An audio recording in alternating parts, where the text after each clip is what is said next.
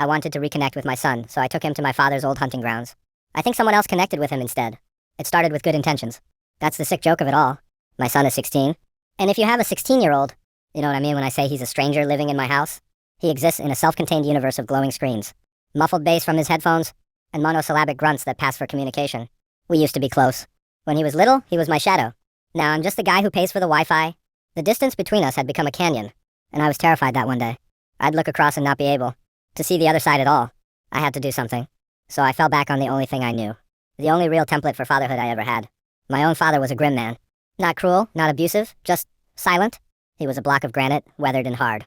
And you could spend a lifetime chipping away and never find the core of him. He worked a hard labor job, came home, ate his dinner while staring at the wall, and spent his weekends either fixing things in the garage or just sitting on the porch.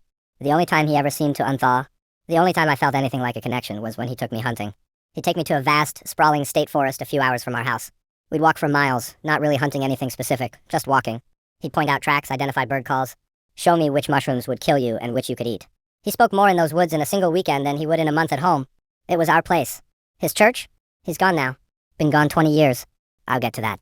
So, I decided to take my son to the same woods. I pitched it as a digital detox camping and hunting trip. He complained, of course. A weekend without signal was, to him, a fate worse than death. But I bribed him with a new, expensive hunting knife he'd been wanting, and with a weary sigh he agreed. The first day was, okay, awkward. The silence in the car was heavy. When we got there and started hiking in, he kept pulling out his phone, trying to find a bar of service, his face a mask of frustration.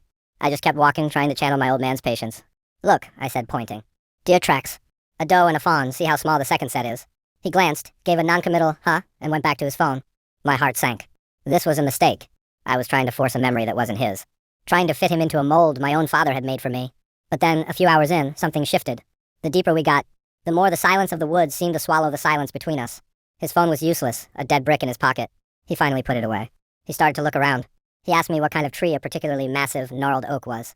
He asked if there were bears out here. We talked.